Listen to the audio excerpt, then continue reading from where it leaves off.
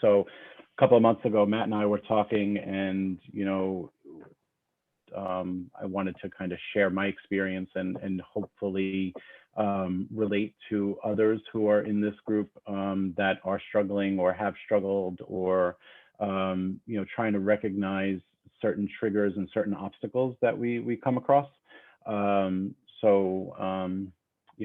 Any questions, ask. Don't wait. And I'll definitely pause and try to keep this as interesting and as light and informative as possible. All right. So, greatest discovery of all time is that a person can change his future by merely changing his attitude. I do have a book in front of me. I'm going to talk a little bit about that later. It's called Attitude is Everything. It's kind of outdated. It's from 1999, so pre-current century, I guess we could say. But a lot of the work I do, with my clients is about attitude and how we see things and our mental health and wellness and self-awareness. So a little bit about me. I born and raised here on Long Island in New York. I left shortly in the late 90s. I lived in Atlanta for a little while. I have 4 older brothers, 1 younger brother, single mom. My father passed when I was 5. He was only 37 at the time. My youngest brother had just turned 2. So most of my life I was overweight. I suffered bullying, harassment by teachers, parents, and kids. Never gave up. One thing, for me is that if I see a challenge, I take it. And, I don't consider myself a survivor as much as a thriver. And hopefully, that spills out to some other people. Again, surviving cancer 10 years ago. I'm now officially 10 years cancer-free. At the time when I was diagnosed, I was obese. And one of the things the doctors told me is don't focus on losing weight. I was very depressed, obviously. I was told that there was an 80% mortality rate. Somehow I did survive.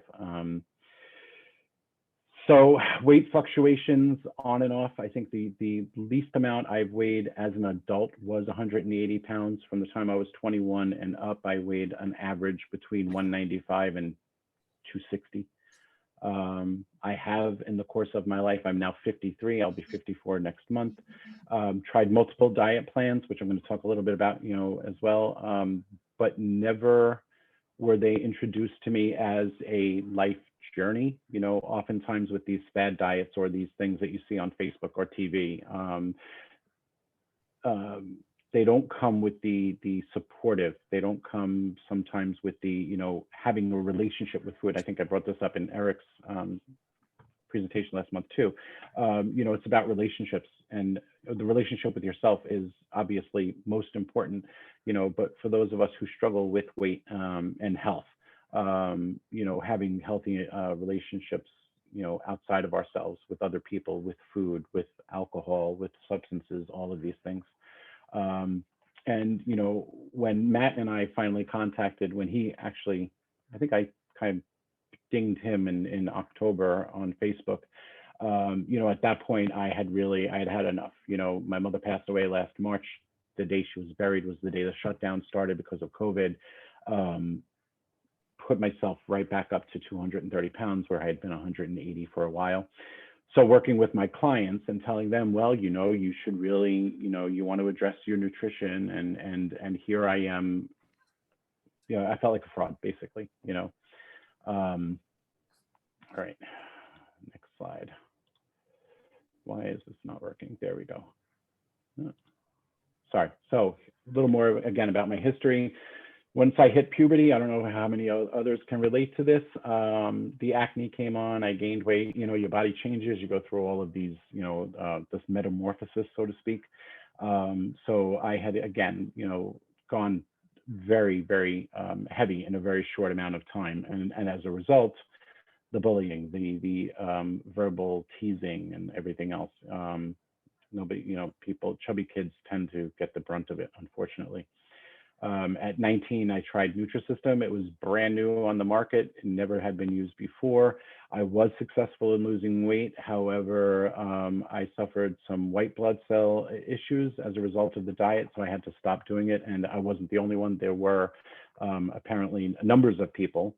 So now, of course, today, Nutrisystem is a lot better than it was then.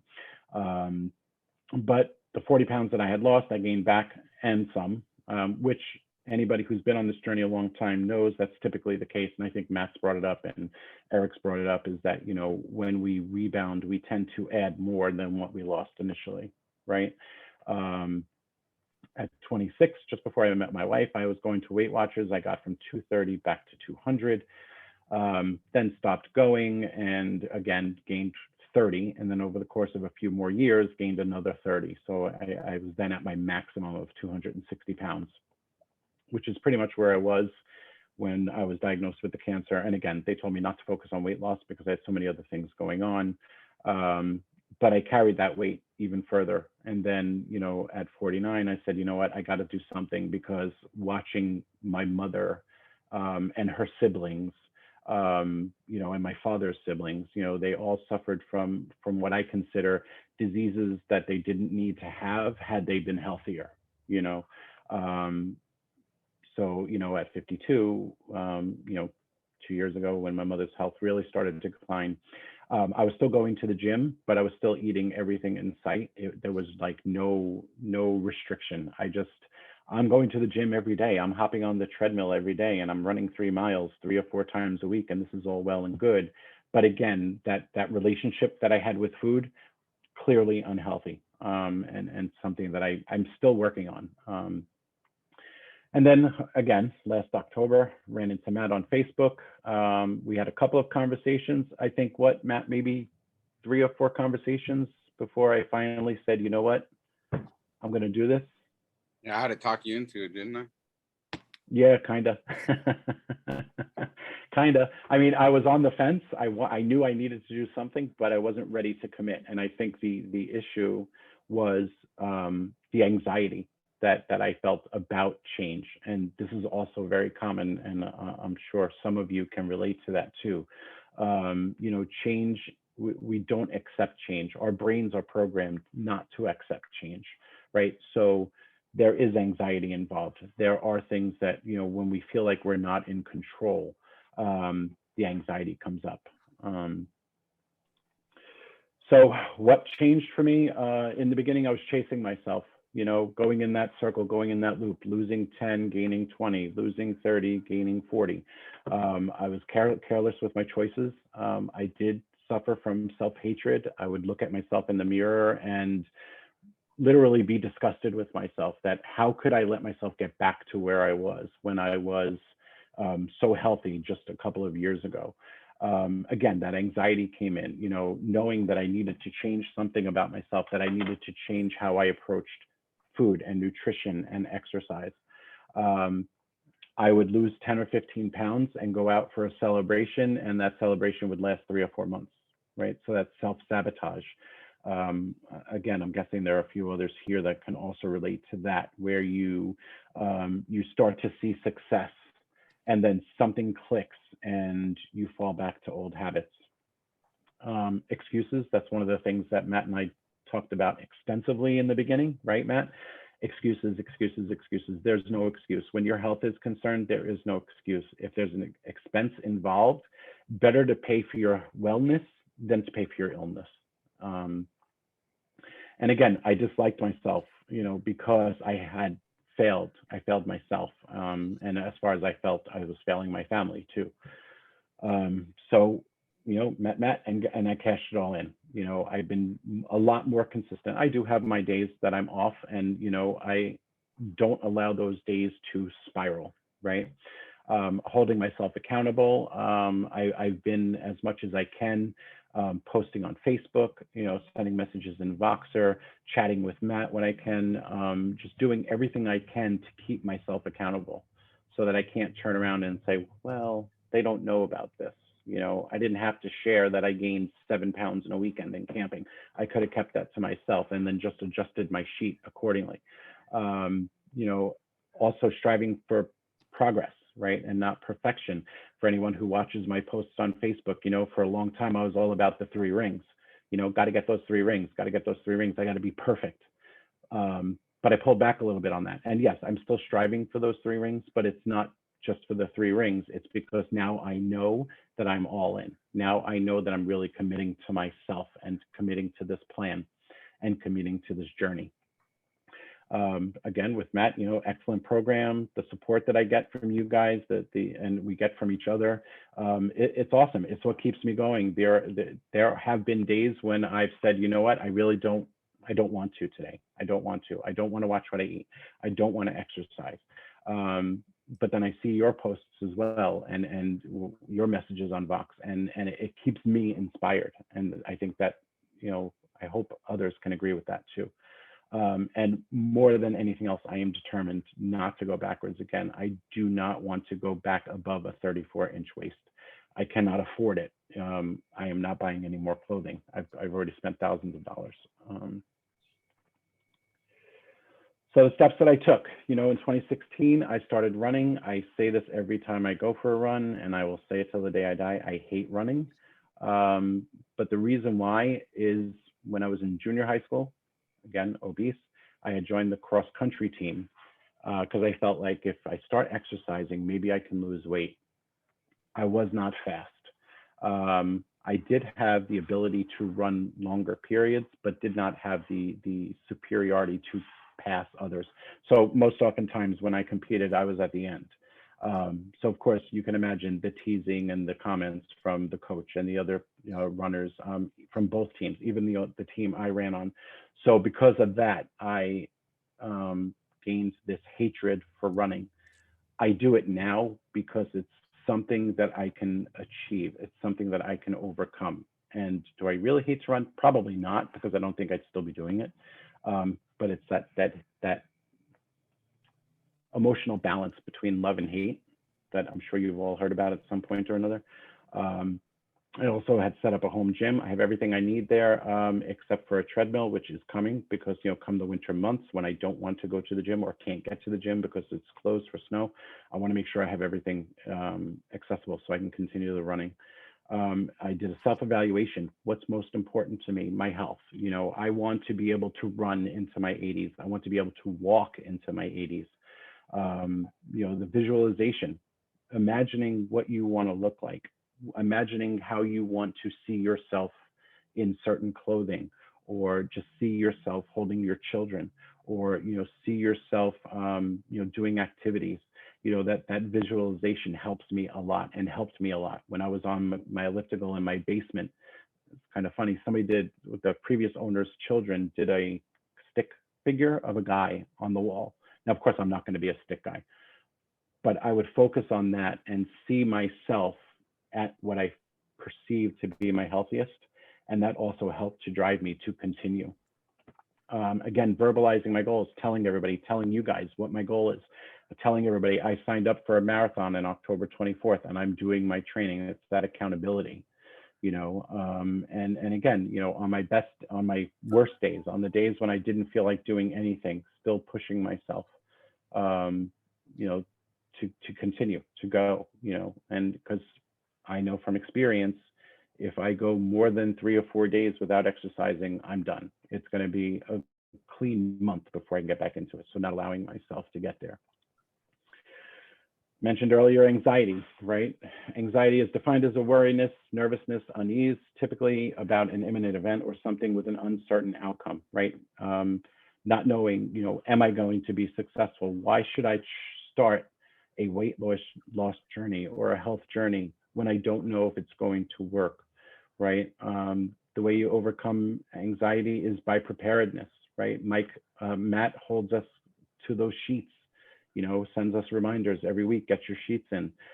It's accountability, and it's preparing, it's seeing. I think there's somebody in our group who gets to that 1350 every day. And I really want to know how you do that, because I'm always like 1348, 1352. But being prepared, knowing, doing that prep cooking on Sundays or Saturdays, depending on when your week allows, right? Also, not taking on too much too soon, giving yourself that time to get into it, giving yourself the ability to assess what will work for you right now and what you can slowly integrate over time. And using the SMART goals. I don't know if anybody's heard of the SMART, specific, measurable, achievable, realistic, and timely. Whenever you set a goal with yourself, no matter what it is, you want it to be SMART. You don't want to put so much pressure on yourself that you cave in and just give up and say, you know what, it's not going to work because you haven't prepared, right? And again, avoiding that self-sabotage, one misstep, one day of overeating, one day of not exercising, it's okay. Hitting those plateaus with our weight. I've been there, Matt saw it for a couple of weeks. I wasn't going anywhere. I was within that same pound or two. But then we adjust, right? And just not letting it derail you and just, again, saying, screw this, I'm just gonna forget it, move on. I mentioned it earlier, change. When we face a change, whether it's a voluntary change or an involuntary change, it causes stress. It causes anxiety. We don't know if it's going to work. So again, planning, having a goal in mind. Today, I weighed in at 193.5. My goal for Saturday is to get to 191 or 190 at a minimum. What did I decide to do? I'm doing a 2-day cleanse today and tomorrow. I'm not doing an ultra deep cleanse. I have to have a certain amount of protein because of my health and issues, but some people do a 3-day, whatever works for you. But I have that goal. My goal by Saturday is to at least get back to the 191 where I was a couple of weeks ago. Having the supports in place. And we got this group and it's great. Again, I can't tell you how the impact you all have had on me the past 7 months has been immeasurable. And embracing that things take time. It's not going to happen overnight. I'm sure you've all seen the meme with a guy running and he says, okay, I just ran a mile. Why didn't I lose 10 pounds? Right? It doesn't happen like that. It takes time. You've got to give yourself time. Competition, the only person you need to compete with is the person in the mirror. Set a challenge for yourself and do it. Don't compare yourself to other people. Everybody's progress is different. You could be the same height and the same starting weight as the person sitting next to you, but your body chemistry is different.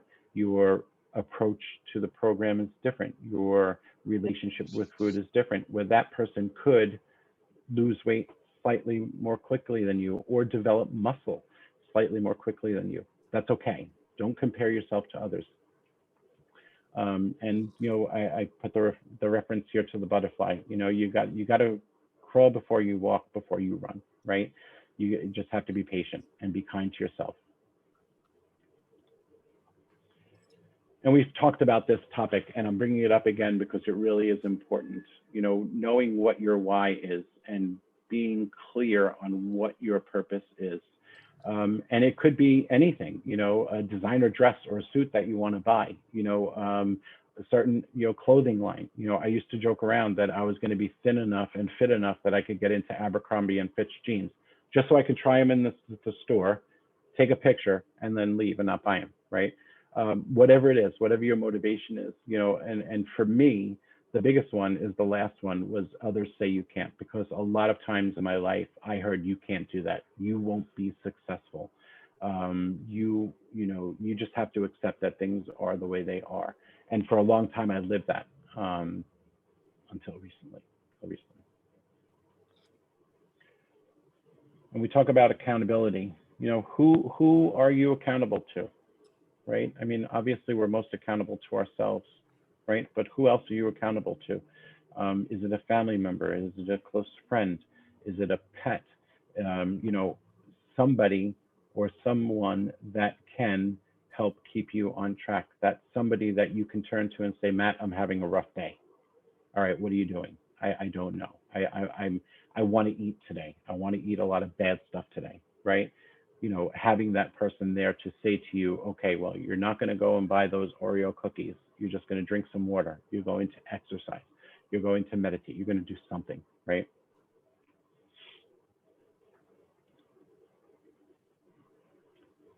So what's next? What's next for everybody, right? What are your next steps? We're already here. We're already elites.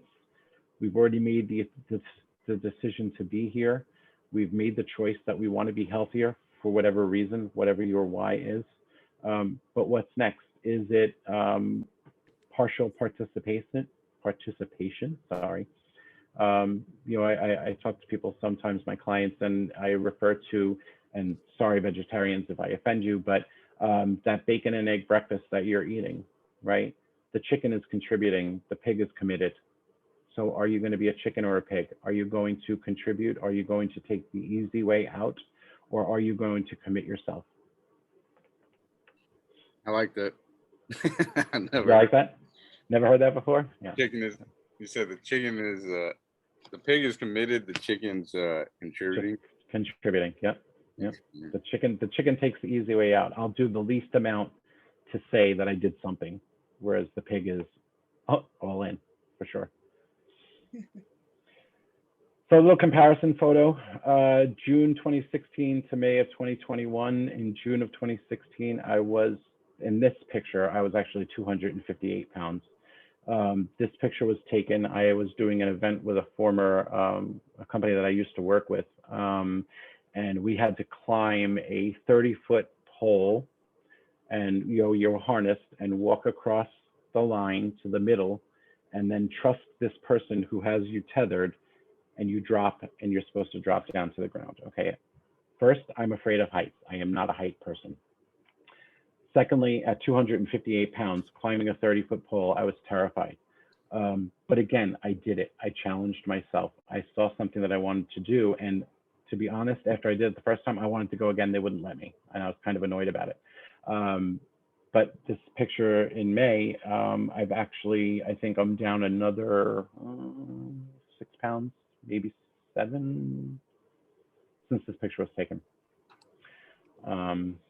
So it's progress. And again, the guy on the left side in June 2016 never imagined that he would be the guy on the right. I can tell you that right now. I did not 5 years ago perceive that I would be in a private practice working with clients I want to work with, a healthy weight again.